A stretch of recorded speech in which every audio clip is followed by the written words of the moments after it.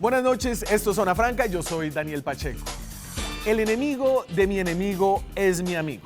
Este viejísimo proverbio, que se aplica sobre todo a las relaciones internacionales, tiene su origen en el siglo IV a.C., hace mucho tiempo, y se encontró por primera vez escrito en el Astra Shastra, un texto indio acerca del gobierno en las primeras naciones, atribuido al autor Chanakya, de quien están viendo un retrato imaginado atrás mío.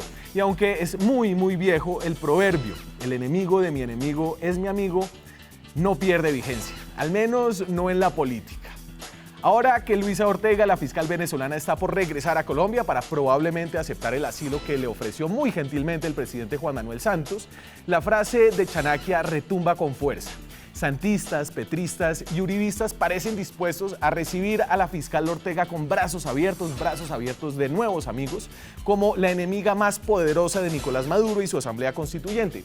Y es que, en efecto, Luisa Ortega ha sido una mujer muy valiente al romper el unanimismo dentro del chavismo en Venezuela, ella es chavista, y denunciar que la Asamblea Constituyente es una ruptura de la democracia en ese país. Por imperativo categórico y por mandato de la Constitución y de las leyes, para desconocer, oigan bien, desconocer el origen, proceso y presunto resultado de la inmoral constituyente presidencial.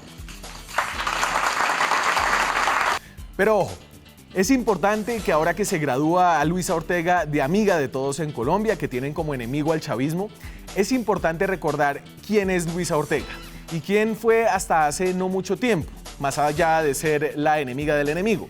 Y es que fue Luisa Ortega, por ejemplo, la mujer que investigó y acusó a Leopoldo López, por poner solo un ejemplo, de instigar la muerte de cerca de 40 personas en las protestas del 2014 en Venezuela. Fue Luisa Ortega, en el 2014, una de las personas claves para meter a Leopoldo López a la cárcel. En Caracas se acusó al ciudadano Leopoldo López Mendoza, economista, por los delitos de instigación pública, daños a la propiedad en grado de determinador, incendio en grado de determinador y asociación para delinquir.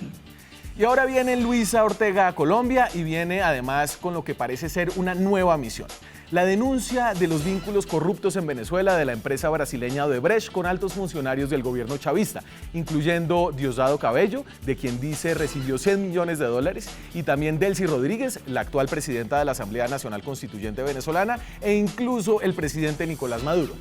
Entonces, si uno deja de lado la pregunta más obvia de por qué solo hasta ahora viene Luisa Ortega a denunciar semejante robo y no lo hizo cuando era fiscal allá en Venezuela, surge una pregunta menos obvia sobre todo para sus nuevos amigos acá en Colombia. Si además de ser la peor enemiga de Maduro, Luisa Ortega es ahora enemiga de los sobornados por Odebrecht, ¿puede ser realmente la nueva mejor amiga de los santistas y uribistas en Colombia? Aquí arranca Zona Franca.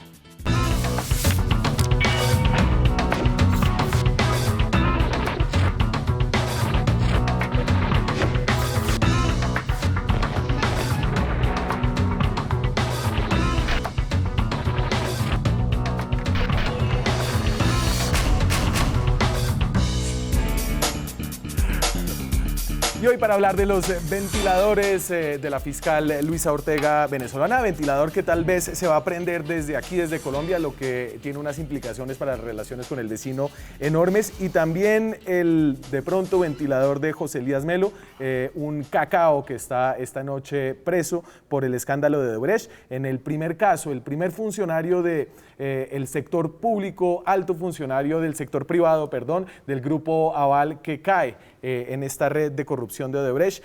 Nos acompaña esta noche Jorge Enrique Vélez, fue superintendente de notariado y registro, es ahora director del partido Cambio Radical, y junto con Luis Felipe Henao, que estuvo sentado aquí esta noche, usted y Henao serán lo máximo de Cambio Radical en cuanto a la cercanía con Germán Vargas Lleras, que veremos hasta enero.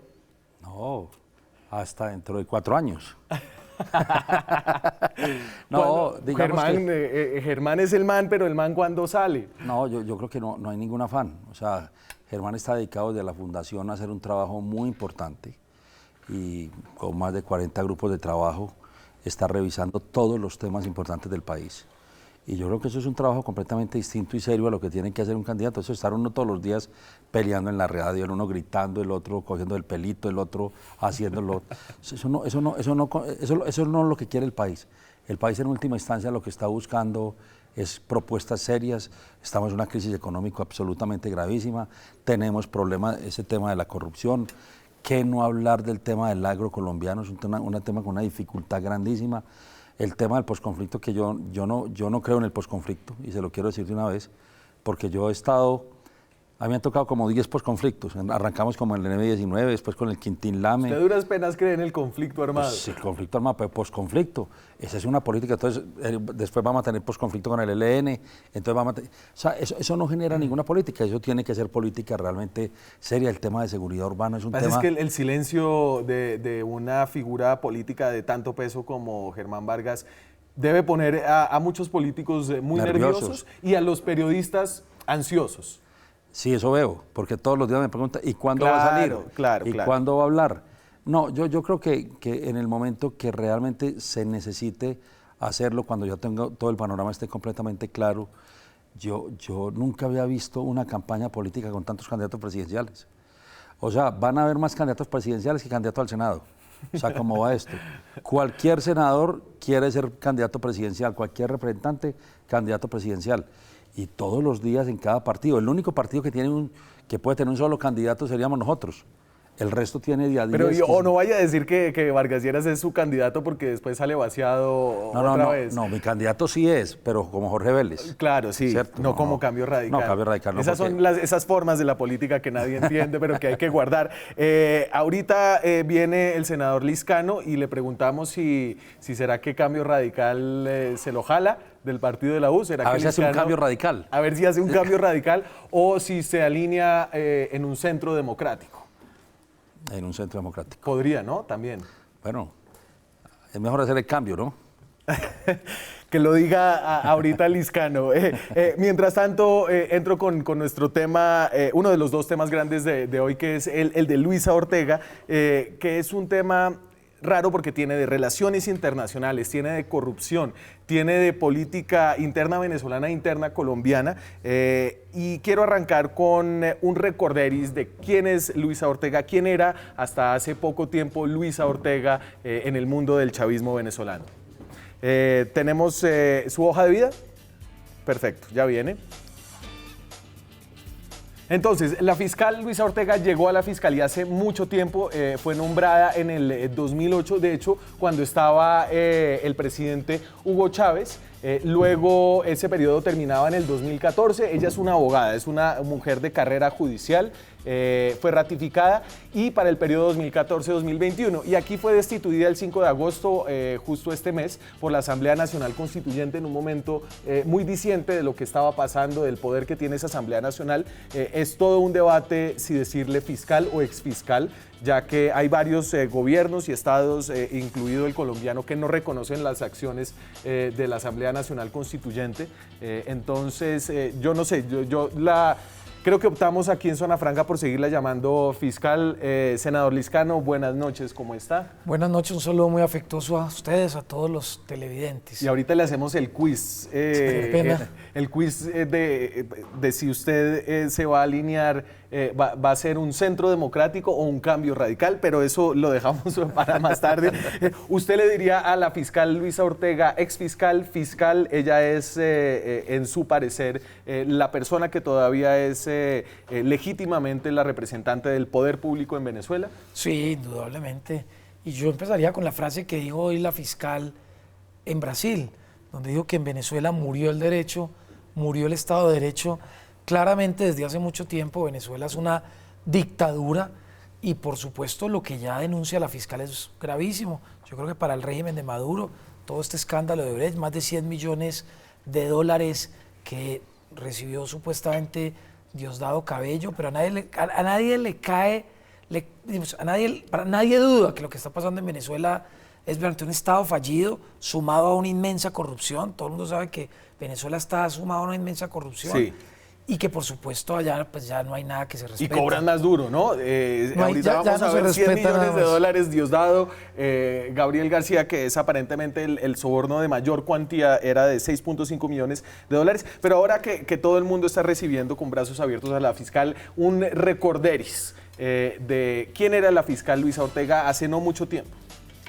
Ahora, yo recuerdo que en la izquierda venezolana, durante muchos años, bueno, utilizó ese recurso de postular presos políticos, personas detenidas por razones políticas, y salían en libertad. Caso David Nieves, caso Salón Mesa, caso Rafael Uzcategui, que era mi suplente, y yo me desincorporé para que él saliera en libertad. ¿Pero qué caso era es eso de militar, preso ¿no? político? ¿De qué preso político te refieres tú? Leopoldo López no es un preso político. Bueno, determinador en el delito de incendio y determinador en el delito de daño. No creo que ni siquiera la doctrina ni la jurisprudencia ha puesto en duda de que esos delitos constituyan delitos políticos. Entonces, Jorge, la fiscal Luisa Ortega fue la mujer que metió a la cárcel a Leopoldo López, entre muchas de las acciones a favor como del chavismo que hoy se critica. A mí, si usted me pregunta por ella, yo diría que es una fiscal que se metió en un túnel de viento, que le va a afectar a ella misma. O sea, ella va a terminar metida en este problema. Porque es que ella lleva de fiscal 6 o 7 años y ella conocía todo el tema de la corrupción en Venezuela y se quedó callada. Solo cuando empieza la situación como empezó a hacer las denuncias respectivas.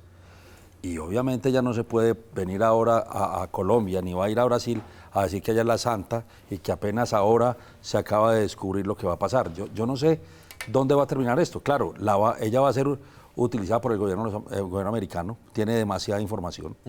Obviamente en Brasil, que tiene que ver con todo lo del tema de corrupción, tiene mucha información. Colombia sabe aprovechar, el presidente Santos ha sabido aprovecharla. Claro, llegó aquí, le van a abrir las puertas. ¿Esos ofrecimientos así de asilo pues claro, son usuales? No, pues eso no es unusual, pero además tiene una información tan grande que de alguna forma va a poner en jaque también a Maduro en esas circunstancias. Pero lo que no podemos olvidar es quién es ella. Ella fue una persona muy cercana a Chávez, muy cercana a Maduro. Obviamente tomó una determinación, uno puede arrepentir en la vida y eso está bien, pero ella no podrá olvidar ese pasado y eso se lo va a cobrar Maduro y eso se lo va a cobrar Chávez. Y van a ver los resultados que va a tener porque también ella va a salir seguramente involucrada en temas de corrupción. No, yo lo que creo es que no es fácil yo creo que lo que ha hecho ella, al contrario Sensu, es muy valeroso, porque es que una cosa es uno decirlo desde Colombia, otra cosa es estar en medio de una dictadura, donde, como hoy, por ejemplo, a su esposo, que era miembro de la Asamblea Nacional, lo acusaron de corrupción, donde allá usted lo meten a la cárcel sin juicio, o sea, donde usted no tiene ningún... Entonces, ella era parte de un sistema donde tampoco tenía posibilidad de salirse. Y tuvo, además, la valentía de salirse, a mi juicio, a tiempo, y yo creo que eso lo valora el mundo entero y aplaude lo que está haciendo ella a un riesgo enorme, inclusive con su vida. Y el tema del asilo en Colombia, que yo creo que eso es importante que la gente lo sepa, eso es un derecho internacional. Es decir, el asilo viene casi desde el nacimiento de la República en Roma. Colombia además ha sido modelo en términos de asilo a nivel mundial. Por ejemplo, el caso de Haya de la Torre, que fue un asilo diplomático en ese caso, el caso de Alan García. El de Pedro Carmona. El de Pedro Carmona. Que bueno, que fue juzgada por él. Claro, el de Pedro Carmona, que fue el golpista. Carmona, que la va a encontrar Entonces aquí. yo creo que Colombia tiene una gran historia de respeto al derecho de asilo y no solo por la voluntad del doctor Juan Manuel Santos, que nos parece bien, sino también porque es un derecho. Si ella pide asilo, yo creo que Colombia debe ser muy respetuoso de darse. Claro, pero entonces Luisa Ortega no solamente está pidiendo asilo aquí en Colombia, está saliendo y ahorita se fue a Brasil a una reunión de fiscales, obviamente para ser reconocida como fiscal en ejercicio de Venezuela, y así lo hicieron los fiscales de la región, pero además con acusaciones de hondo calado y acusaciones contra, por ejemplo, Diosdado Cabello, que es ahora constituyente, antes fue el hombre que la posesionó cuando era presidente de la Asamblea Nacional en su cargo como fiscal, y ahora está diciendo esto de Diosdado Cabello. En el caso de Odebrecht hemos detectado que a Diosdado Cabello le depositaron $100 millones en una empresa denominada, esa es una empresa española, denominada TSE Arietis, cuyos propietarios son sus primos, Luis Alfredo Campos Cabello y Gerson Jesús Campos Cabello. Y entonces uno dice, y no lo quiero decir yo, porque es que ya lo dijo esta misma noche Diosdado Cabello, y es la respuesta obvia. Entonces ahora se va para allá a decir que si Nicolás es dueño de las empresas de no sé qué cosa, los plagos, que Tarek William tiene 6 denuncias. ¿Y por qué no las investigaste cuando fuiste fiscal, mi reina? ¿Ah? ¿Sabes que quedas muy mal? Es más, pareciera que estuviera loca, ¿va? Perdónenme.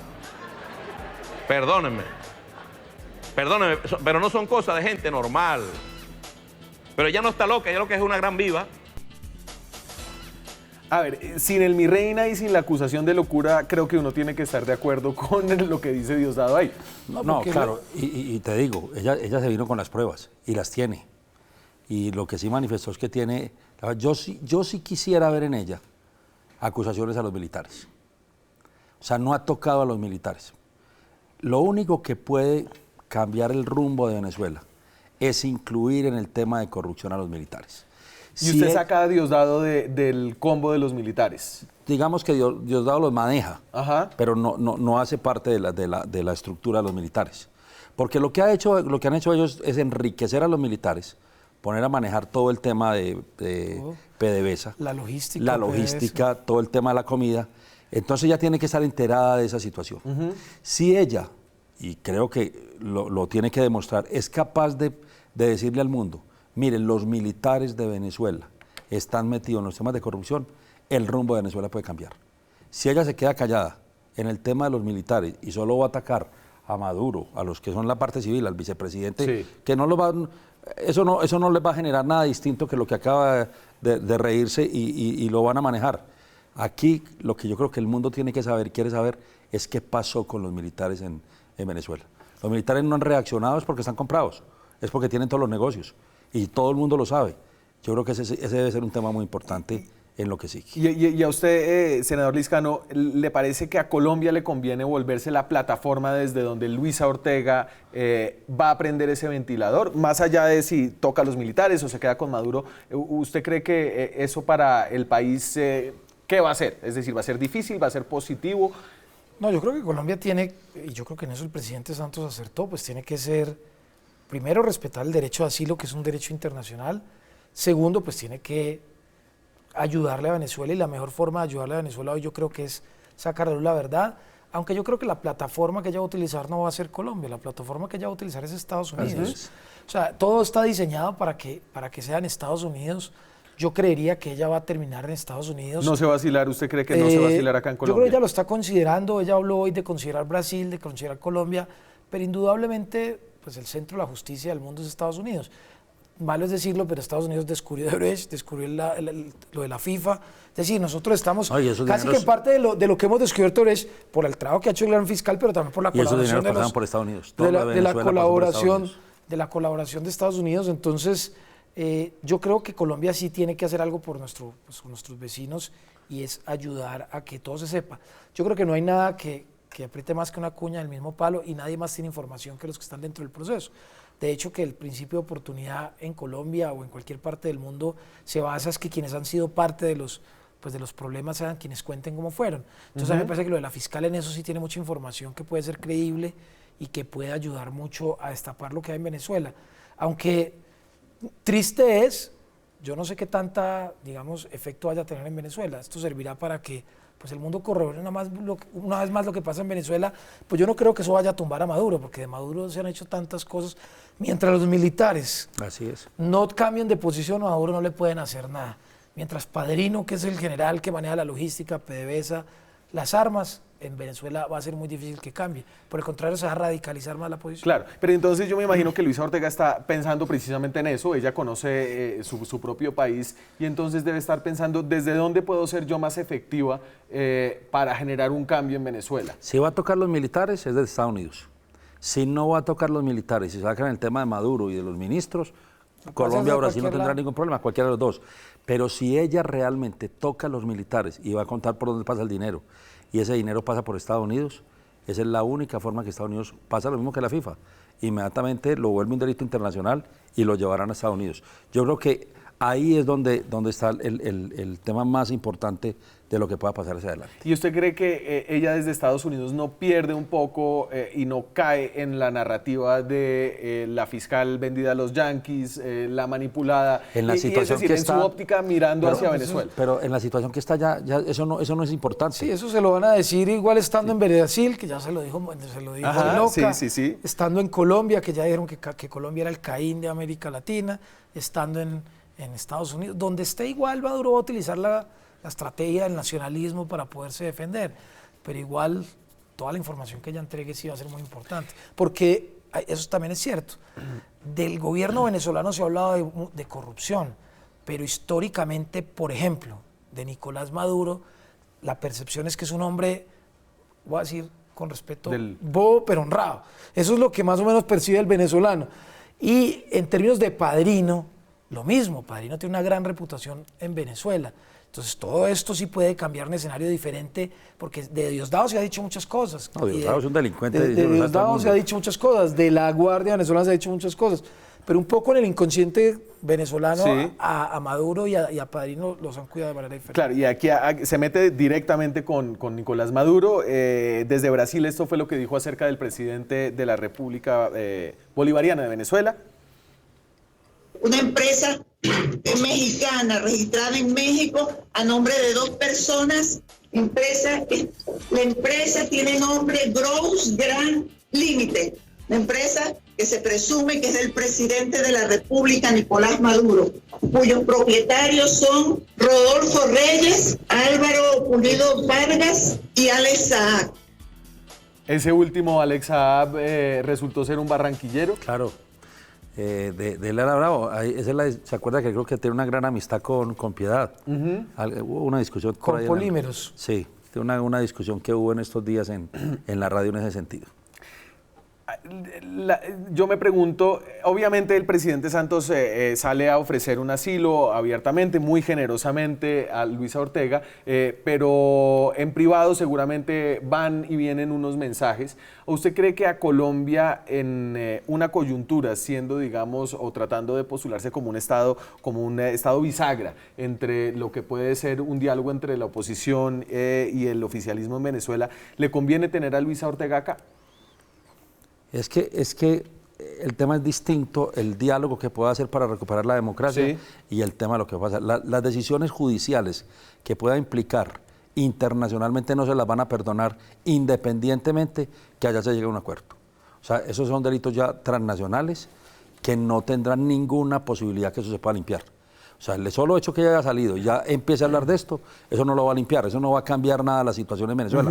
Allá podrá recuperarse la democracia, pero ellos seguirán cometiendo delitos internacionales, entre otras cosas, porque si estamos hablando de empresas de México, estamos hablando de empresas en España, los dineros salieron por alguna y terminarán pasando por Estados Unidos. El escándalo de la FIFA va a ser pequeño para el escándalo de Venezuela y va a traer las mismas consecuencias, se acordará de mí. Terminará como delitos transnacionales que no se podrán cambiar independientemente que la situación de la democracia de Venezuela se fortalezca o no. Y tiene un elemento adicional que es el petróleo. Acuérdense que Estados Unidos todavía le sigue comprando y la mayor distribución de combustibles es venezolano. El mayor, digamos, Estados Unidos es el país que más petróleo le compra a Venezuela, más del 70%. Entonces, eso tiene unos efectos enormes para la geopolítica de Venezuela si pierde, digamos, a su gran proveedor, que es lo que han venido pidiendo los republicanos en el Congreso, sanciones económicas que tristemente pues van a terminar también sufriendo el pueblo venezolano. Claro. Y ese, digamos, que ese libreto se ha... Que hay un debate de si se hace o no, y ha estado en el Congreso de Estados Unidos, de si eso afecta o no al pueblo venezolano, y están en ese debate. Y creo que por ese lado van estas palabras de Luisa Ortega, donde habla de denuncias en varios países, incluyendo, como decían, Estados Unidos. Voy a entregarlas a las autoridades de distintos países, Estados Unidos, Colombia, España, para que se investigue, porque en virtud del principio de la jurisdicción universal y visto que en Venezuela no hay justicia, en Venezuela es imposible que se investigue cualquier hecho de corrupción, de narcotráfico. En consecuencia, la comunidad internacional tiene que tomar estos casos. Yo aquí dudaría del principio de la jurisdicción universal, confiaría más en los dólares que pasaron por cuentas gringas. Eso va a pasar, no lo dude, no lo dude, y yo creo que de alguna forma esa reunión que tuvo con el fiscal general de la Nación ayer, con los fiscales que tuvo hoy en Brasil, con los de Mercosur, que fue la reunión hoy de Mercosur, a ella la reciben funcionarios de la embajada americana cuando aterriza en Colombia. O sea, eso ya estaba totalmente cuadrado. Ella va a terminar yendo a Estados Unidos. O sea, esté seguro que aquí tiene 3 meses para tomar la decisión si recibe el asilo o no recibe, y podrá estar temporalmente en Colombia. Pero en ese tema está hablando con la embajada americana. Aquí deben haber funcionarios de la CIA, aquí deben haber funcionarios sentados con ella recibiendo la documentación, porque ella sí fue muy clara. Salí con toda la documentación y tengo toda la documentación.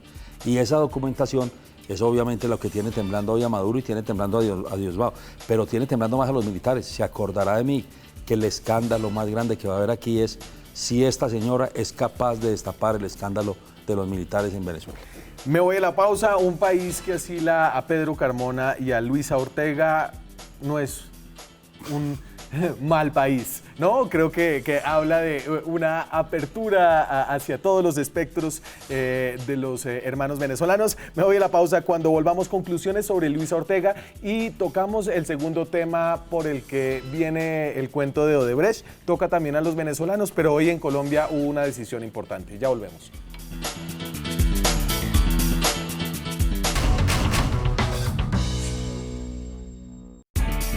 Seguimos en Zona Franca, estamos hablando de la fiscal Luisa Ortega, ahorita hablamos de José Elías Melo, está preso esta noche el que fue presidente de Corfi Colombiana, una de las empresas más importantes del Grupo Aval. Salimos a la calle a preguntarle a la gente acerca del asilo de esta mujer que fue una chavista convencida, ahora una chavista no arrepentida, crítica de Nicolás Maduro y de su asamblea constituyente, pero ¿qué dicen los bogotanos acerca de ese gran corazón del presidente Santos de ofrecerle asilo?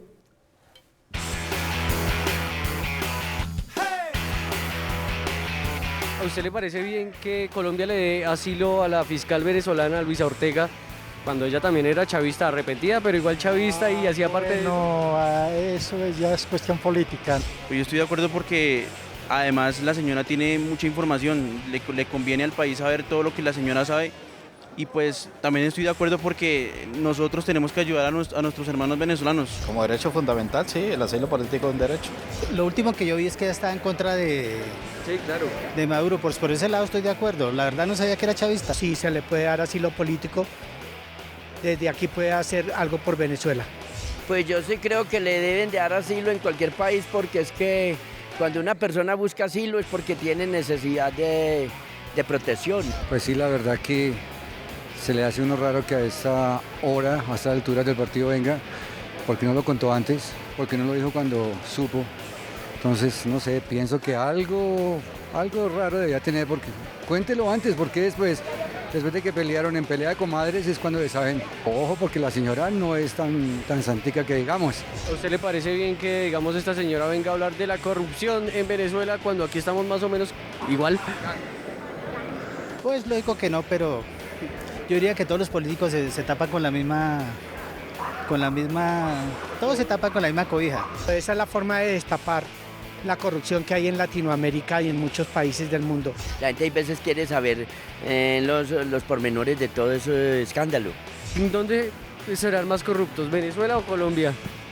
No, pues yo creo que siempre ha sido igual. Actualmente, pues ahorita Venezuela está peor, pero siempre ha sido igual. En toda Latinoamérica han sido siempre igual. La corrupción es general, ¿no? La cuestión es que nosotros no hemos conocido realmente todo lo que se está destapando. En toda Sudamérica, en todo el mundo. ¿Por igual? Por igual o peor es países corruptos. No, yo pienso que son corruptos en todo lado. Desde que sea una pequeña corrupción, la corrupción es total. La corrupción hay en Rusia, en China, en Estados Unidos, hay en Inglaterra, en Holanda, y en Colombia, y en Venezuela, y en Argentina, y en cualquier país del mundo, y en Brasil. Hermano, yo creo que juntos lados igual. ¿Igual de fregados? Igual de fregados, igual de corrupción, igual de porquería. Ojo por acá porque nos pueden robar la cámara. Muchas gracias por el consejo. Acá se puede robar la cámara. Y un comentario totalmente aparte, a Oscar Ninguna mujer le quiso responder, él trató con varias y no consiguió ninguna. Este programa tiene exceso de masculinidad. Esta noche también en el panel, eso hay que trabajarlo, pero en la calle, hermano, por favor, Oscar, dice que no le hablan porque es muy bajito, no creo. Pero hay bajitas, que busque bajitas. Que busque bajitas. Sí. Cerremos este tema de Luisa Ortega. En el futuro cercano, ¿usted qué ve que va a pasar? Frente a lo de Luisa Ortega, pues seguramente ya va a pedir asilo en uno de estos dos países. Lo más seguro, valga la redundancia, es Estados Unidos para ella. Van a salir al flote más información de la que hay.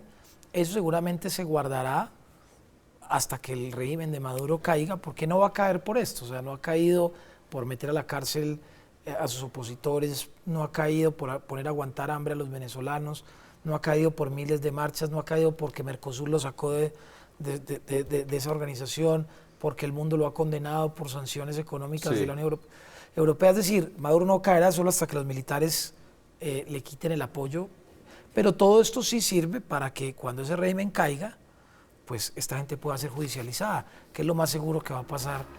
Y paradójicamente, lo que tiene a los militares tan apegados a Maduro. Alguien en algún momento proponía que había que darle amnistía a los militares venezolanos para que ellos pudieran entregar el régimen, porque uno de los miedos que tienen los militares venezolanos hoy es que dicen, si entregamos a Maduro nos juzgan a nosotros mismos. Un poco lo que pasó en Chile y en Argentina con todos los militares, entonces ellos están protegiendo de sí mismos. Claro, y ahí lo complicado es que a ellos los van a juzgar no solo por violaciones de derechos humanos, sino por narcotráfico. No, por todo. No, pues ¿qué delito les cabe? Pues, ¿qué parte del Código Penal de Venezuela no están involucrados? Están en todos. Entonces es que va a ser muy difícil. Lo que sí podría generar una pregunta es si alguno de la oposición termine metido en el escándalo de Odebrecht.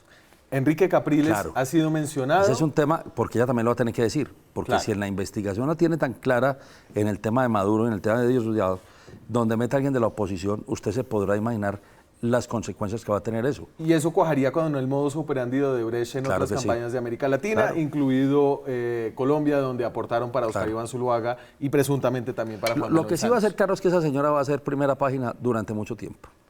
Porque si en Venezuela no se pueden hacer marchas, si en Venezuela no se pueden hacer nada, pues ese va a ser el tema contundente para Venezuela. Ese va a ser el que va a marcar la pauta de la situación política en Venezuela seguramente en el próximo mes o mes y medio, y en la medida que vayan cayendo, entrando mucho más gente.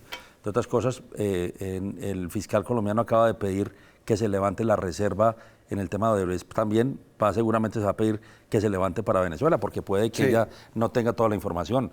Y levantando esa información, las consecuencias pueden ser muy nefastas para el tema de Venezuela en el futuro.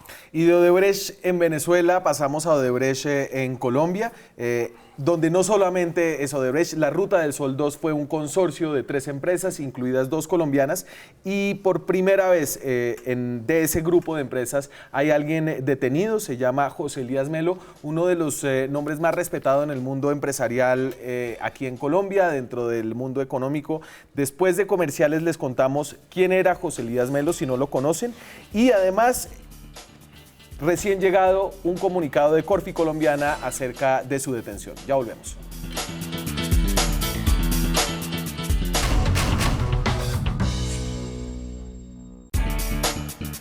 Son las 9:42 minutos, estamos en directo desde Bogotá. De Odebrecht en Venezuela con la fiscal Luisa Ortega, les decía, pasamos a Odebrecht en Colombia, y esto es parte de la maraña de lazos que yo creo que la mayoría de la gente no entiende, pero aquí nos empeñamos en que ustedes lo puedan entender, porque esto es importante para saber qué es lo que está pasando y quién hizo qué y quién es culpable de qué. José Elías Melo es un hombre que, como verán en esta hoja de vida, no le faltaban pergaminos, no le faltaban cargos, es de la Javeriana, economista.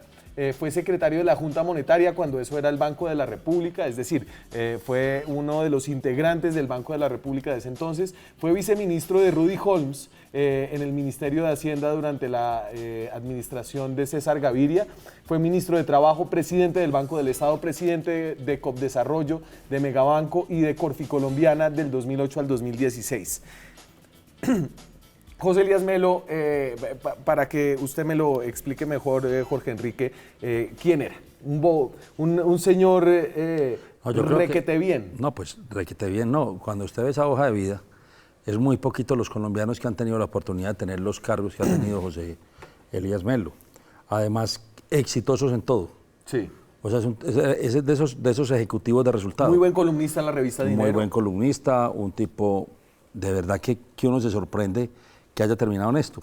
Ahora lo decíamos extra cámaras, que a mí, yo estoy viendo, es decir, la corrupción en el Estado, digamos, como decía la gente en la calle, pues eso se ve en todos los países, en el tema de la clase política, y digamos que eso es un tema. Pero es que la última semana, yo no sé, Mauricio, si a usted no le ha impresionado, es que tocó la cúpula de la justicia y tocó la cúpula del sector privado. O sea, porque uno lo ve, es decir, yo esta semana dije, oiga, ya, aquí no hay dónde más subir. O sea, en la cúpula de la justicia... Esa es una gran pregunta en el caso no de José Elías Melo, porque si sube, usted sabe quién toca. Pero es que las circunstancias como se dieron no va a permitir que eso suba. Yo estoy casi seguro que eso no va a ocurrir. Pero es que él representa, obviamente, una de las grandes compañías. No lo mire como holding, mírelo como compañía, lo que era Corficolombiana. O sea, es que era el presidente de una de las compañías más importantes en el desarrollo de las 4G y de muchas de las cosas que venían hacia el futuro del país. Yo digamos, saludo, digamos, lo que sucedió hoy en términos de la justicia, porque generalmente cuando estos escándalos que pasaban siempre caen en los políticos y nunca se llegaban a los empresarios, casi que lo de Sor Juana, lo de Sor Juana o de Sor Juana Inés, que decía que pega por la paga y no paga por la pega. Yo no estoy diciendo que me alegra, obviamente uno se alegra de eso, pero uno sí se tiene que hacer una pregunta, que yo la hice en otro programa de opinión. Es decir, usted utiliza empresas fachadas, las cuales no entregan ningún trabajo, las cuales realmente no hacen nada, sino simplemente es para pagar un soborno. ¿Cómo así que una persona que está al frente de la empresa no se da cuenta? Pues mínimo se hizo el bobo, pero obvio que se da cuenta. Y no solo él, yo diría que aquí también tienen que pagar los interventores. Es que ¿cómo así que usted hace un contrato ficticio de 17 mil millones y 20 mil millones? Sí, y lo mínimo que tiene que ir, lo mínimo que tiene es un interventor, es que un interventor que hace, bueno, contrataron hacer esta mesa. ¿Está la mesa o no está la mesa? Si no está la mesa, entonces robaron la plata. Claro. Entonces, obviamente aquí hay un sistema de corrupción donde claramente él no puede exonerarse de lo que allí sucedía. Y entonces, yo sí creo que de lo que ha pasado en esta acción de la justicia es que ha sido una acción integral. Y eso, en vez de entristecernos, que uno se entristece por lo que pasa al país, pues también hay que dar algo bueno, y es que Colombia pues está despertando y por primera vez tiene las herramientas para tocar a los intocables. En este país tocar a un delincuente de cuello blanco no ha sido fácil. Sí. En este país hay unas personas que son intocables. La inocencia del señor. Se abrió la puerta. Yo creo que eso es muy importante, se abrió la puerta. No, por eso aquí había unos intocables que nunca se han tocado en la historia de Colombia. Bueno, de pronto Jaime Miquelsen en su momento, pero que se fue a Panamá y no pasó nada. Entonces esto, digamos, yo creo que esto sí es un mensaje de que la justicia está operando, y a mí no me cabe la menor duda de que él sí tenía que saber. Es que cómo así que usted paga un cheque y no se hizo una obra y entonces usted no se pregunta por qué. Y entonces, a ver, mínimo, yo quiero yo no sé si que la gente entienda acá que la presunción de inocencia existe, pero yo no puedo decir que por lo menos omisión sí tuvo. Y un tipo que ha sido presidente de tantos bancos y que tiene esa hoja de vida. ¿Por qué cae aquí José Elías Melo? ¿Por qué tiene lo que tiene es detención, ¿cómo se llama? Exactamente, detención preventiva. No, ese es otro debate, pero en este país a usted lo meten a la cárcel bajo sospecha. Entonces, aquí tratamos de armar el muñeco de lo que ha sido la Ruta del Sol 2, que se le atribuye siempre este soborno a Odebrecht, pero no es realmente Odebrecht. Ruta del Sol 2 es un consorcio. Entonces, un consorcio, me corrigen aquí los más expertos, es una unión de varias empresas para ejecutar un contrato. Y el contrato era Ruta del Sol. Ellos querían hacer el pedazo de la Ruta del Sol, el tramo 2, y entonces se juntan en este consorcio Odebrecht, y ahí las dos personas claves son Luis Bueno y Eleuberto Martorelli, con el 62% del consorcio, ¿cierto? Episol, que es una filial de Corfi colombiana, que a su vez es parte del Grupo Aval, es la que pone el 33%, y ahí está José Elías Melo como su presidente hasta el 2016. Hay que decir algo que es muy importante, porque la gente dice, no, es que él no decidía, no. En esos consorcios, para garantizar el derecho del minoritario, ellos también deciden ese tipo de cosas. Y por eso también, está involucrado. Pero hay que tener en cuenta también que en los consorcios hay uno que administra. Claro. Y en este caso, los otros hacen parte de la junta directiva, como dice Mauricio, hay que consultarlos, pero la administración estaba clara en el consorcio que era a nombre de Odebrecht. Claro, y entonces María Jimena Duzán, que yo siempre le he querido traer a este programa a hablar de eso, lo que pasa es que ella tiene un programa muy parecido al mío y además no alcanza a llegar, sí, llegaría tarde. Ella sacó una columna hace ya varios meses en el que dice que Luis Bueno aseguró que le había contado a José Elías Melo que ellos estaban pagando por ganarse la adjudicación de la Ruta del Sol 2. Y esto fue en el 2009-2010. Entonces, ellos se juntan para hacer este consorcio y le pagan 6.5 millones de dólares a este señor, que ustedes se acuerdan, este es el primer señor que cayó preso por el escándalo de Odebrecht. Que además está confeso, pues. Claro, ya confesó, era funcionario del gobierno de Álvaro Uribe en el INCO y también como viceministro de Transporte, y a él fue el que le pagaron para ganarse el contrato, un contrato que es de 2.5 billones de pesos, es decir, es una platica importante. Y fue ahí donde, dice Luis Bueno, le contó a José Elías Melo, que es el que ahora está preso, el director, el expresidente de Corfi colombiana, que se habían tenido que hacer ese pago, y Melo dijo, listo, hagámoslo, ¿cierto?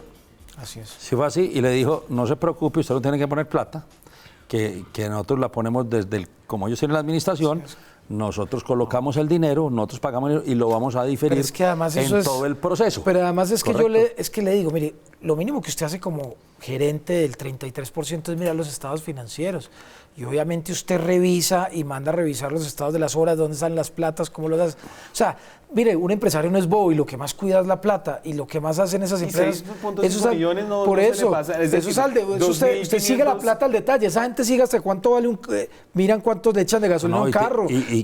Cada uno tiene de eso se trata de herenciar. Cada empresa tiene un interventor dentro de de eso se trata de herenciar. O sea, eso sí pues a nadie. Lo que pasa es que yo digo, él que dijo, esto no se va a entrar a la Junta. Digo yo, estoy pensando. Esto no se va a enterar a la Junta Directiva, lo van a diferir, lo van a poner los de Odebrecht, yo no tengo que poner absolutamente nada. Entonces esto no se va a destapar, aquí no va a pasar absolutamente nada, que creo que es la confianza que todo el mundo tenía en su momento. Y lo que uno sí, digamos, eso sí yo sí puedo decirlo también, en la misma hipótesis, es que la Junta Directiva ya del Grupo Aval y Luis Carlos Sarmiento, ellos no se enteran de ese tipo de cosas porque pues eso confían en el gerente, le miran los estados de pérdidas y ganancias, a ese nivel de detalle ya no llega, digamos, esos tipos de esa es la pregunta del mío, me tengo que ir a la pausa. Que no tiene eso. Además tiene mucho que perder, pues un tipo que es... Ya vuelvo con lo que dice Corfi Colombiana, precisamente la empresa que representaba José Elías Melo durante su asociación con Odebrecht. Ya regresamos.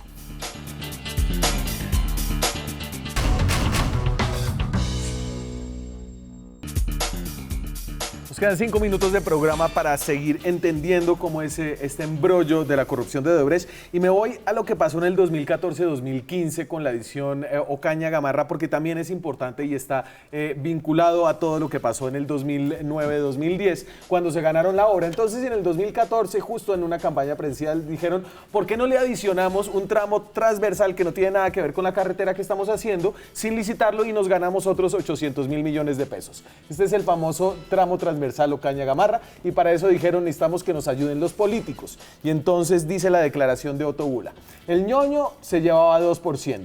Entre Federico Gaviria y el Otto Bula tenían otro 1%, y para los políticos que manejaba Federico, otro 1%. Además de eso, Otto Bula tenía otro contrato separado con digamos, el Departamento Estructurador de Sobornos de Odebrecht por 4.6 millones de dólares, que creemos, parte de eso fue lo que le entregó presuntamente a Prieto para la campaña del 2014. Entonces, en todo este embrollo que estamos presentando, Melo empezaron a sacar la plata de a poquitos con estos contratos a otros políticos para tapar el hueco que se había abierto por Odebrecht. Y es ahí donde ustedes dicen, ¿cómo es que no se iba a enterar José Elías Melo? ¿Cómo es que no se iba a enterar la Junta Directiva de Corficolombiana?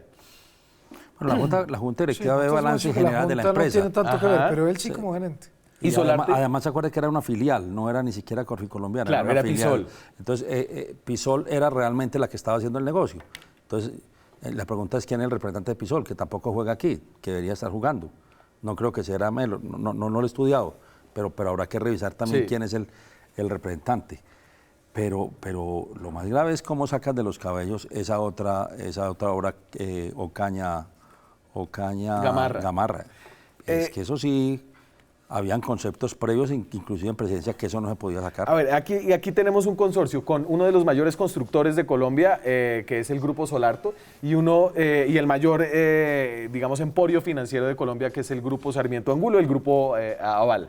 Cae alguien del Grupo Aval, José Elías Melo, y tiene 2 delitos que sumados le dan más o menos, si le va mal, 18 años, si le va bien, 10 años. Tiene firma indebida de contrato, creo que se llama. Celebración indebida de contrato y cohecho. ¿Cierto? Eso suma casi 10 años. Ilícito ¿Y para este otro. señor a quién echa el agua para tratar de aligerar las cargas? Pues digamos que lo que dijo Melo era que él no aceptaba cargos, entonces tendrá que ir a juicio. Como todo en la vida, él tiene presunción de inocencia, la fiscalía tiene que probarle. Creo que con la acusación de hoy aprobó muchos de los delitos porque le llevó al juez a tomar la decisión de enviarlo a la cárcel, pero obviamente como todo en la vida y en un Estado de Derecho como es Colombia, pues él y todos tendrán la posibilidad de ser vencidos en juicio. Yo no sé si él vaya a aceptar cargos. Es posible porque lo que ha pasado aquí es, por primera vez en la historia de Colombia, cuando se creó el sistema penal acusatorio, lo que se decía era que solo el 10% de los procesos iba a juicio, el 90% era tan buena la investigación que la gente aceptaba cargos. Lo que colapsó el sistema fue que eso no funcionó. Pero la única vez que ha funcionado bien el sistema penal acusatorio es ahora, donde hay tantos testimonios, donde todo el que llega, las pruebas son tan contundentes que acepta para rebajar su pena y se vuelve inmediatamente colaborador de los demás.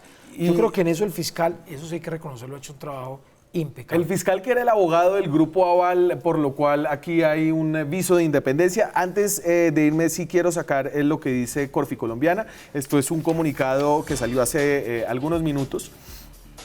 Y aquí las palabras son dicientes. Las políticas corporativas del Grupo Aval aplicables a Corficolombiana y a sus entidades subordinadas son muy estrictas. En consecuencia, si alguna persona procedió de manera ilícita, lo hizo a nombre propio y en claro abuso de la confianza depositada en su gestión. Pero debe estar firmado en el contrato con él. Eso estoy seguro, porque las compañías en eso se protegen bastante bien. Claro, pero yo aquí ya veo que lo están tirando debajo del bus para hacer uso de un anglicismo. No, estoy seguro. Es que desde el principio el Grupo Aval ha dicho, nosotros no conocíamos la decisión, lo que estaba haciendo él. Como no salía dinero del Grupo Aval hacia el pago de esa coima, pues obviamente yo creo que él lo que se quedó callado y se quedó tranquilo.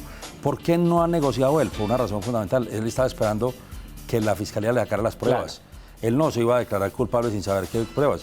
Ahora antes del juicio tiene la oportunidad de hacerlo y posiblemente antes del juicio lo haga de acuerdo a lo que pasó hoy. No conocemos cuáles fueron las pruebas que salieron hoy, porque lo que hizo fue muy hábilmente esperar a ver si realmente había unas pruebas contundentes. Creo que había una incredulidad, y hay una incredulidad que usted expresó hoy de que realmente José Elías Melo, un hombre con un nombre tan pesado en el mundo empresarial colombiano, fuera a terminar en la cárcel por el escándalo de Pero tiene plazo para negociar hasta antes del juicio. La rebaja es menor, ¿no? Sí. Señores, negociado desde el 50, creo que después del 25. Se me acabó el programa. ¿Alguna? No. ¿Se lo va a llevar para Cambio Radical? ¿Usted se queda en la U? Este es como... ¿Se va a transfugar? Es que no hay transfugismo en Colombia. Mauricio sabe que... Yo estoy en la U. Mauricio es de Manizales. Y Manizales es la ciudad de las puertas abiertas. Y Cambio Radical es el partido de las puertas abiertas. Coqueteos. Van, no han vuelto. Me voy. Muchas gracias por estar aquí esta noche, señores, y muchas gracias a ustedes. Nos vemos mañana con más periodismo, con más debate, con más opinión. Chao.